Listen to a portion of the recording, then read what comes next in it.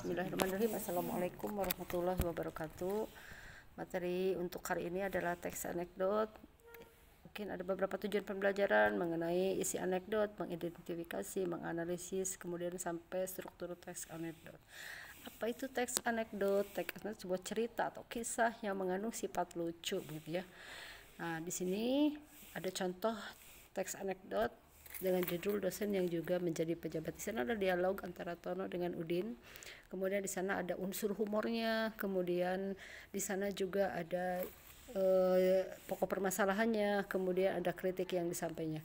Kita lihat dari tadi teks di atas, judulnya adalah dosen yang menjadi pejabat. Masalah yang disampaikannya adalah dosen yang menjadi pejabat. Unsur humornya itu kalimat penutup pada jawaban mengapa dosen tidak pernah mau berdiri di tempat duduk, karena dia mau berdiri takut kursinya diduduki orang lain.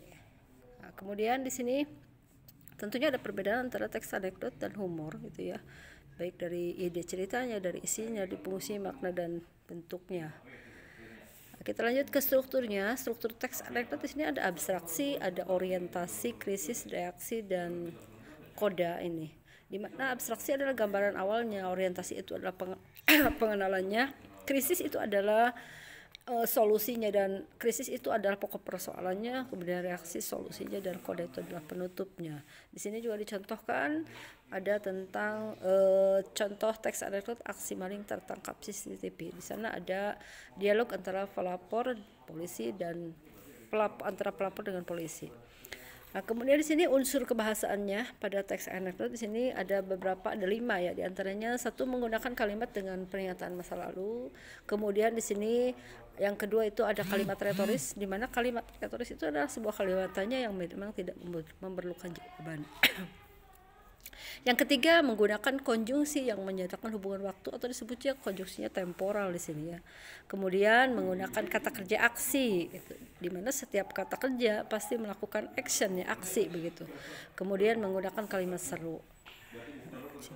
Kemudian lanjut di sini ada unsur kebahasaan dari sebuah teks yang berjudul Kisah Pengadilan Tindak Pidana Korupsi. Di sini kalimat yang menyatakan peristiwa masa lalu itu pada puncak pengadilan korupsi politik, jaksa penuntut umum menyerang aksi. Nah, di sini kemudian kalimat retorisnya, apakah benar, teriak jaksa.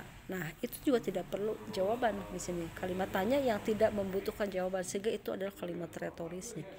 Kemudian konjungsi yang dipakai ini adalah akhirnya hakim berkata di situ. Kemudian penggunaan kata kerja aksinya adalah saksi menatap keluar jendela seolah-olah tidak mendengar pertanyaan. Itu kata menatap dengan kata mendengar itu adalah merupakan kata kerja aksi. Penggunaan kalimat perintahnya apa? Tolong jawab pertanyaan jaksa. Nah, itu adalah perintah. Bentuknya adalah. Kemudian kalimat serunya, oh maaf, itu adalah unsur kebahasaan yang dimiliki oleh teks anekdot yang dicontohkan pada kisah pengadilan tindak pidana korupsi. Kemudian mungkin itu yang disampaikan dari mulai tadi strukturnya, unsur kebahasaannya, kemudian perbedaan antara humor dan teks anekdot. Wabillahi taufiq wal hidayah. Assalamualaikum warahmatullahi wabarakatuh.